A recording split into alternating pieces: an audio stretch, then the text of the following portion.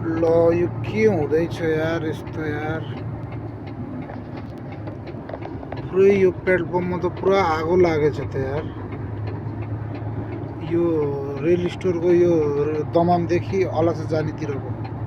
उफ, यो को हो हाम्रो हेत्तेरिका खत्तम भएछ। ओहो यो त अब त दमकलले नै नभ्याउने भयो त यो।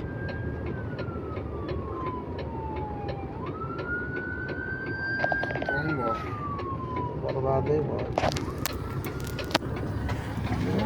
पुरै पेट्रोल पम्प पुरै सल्किएछ।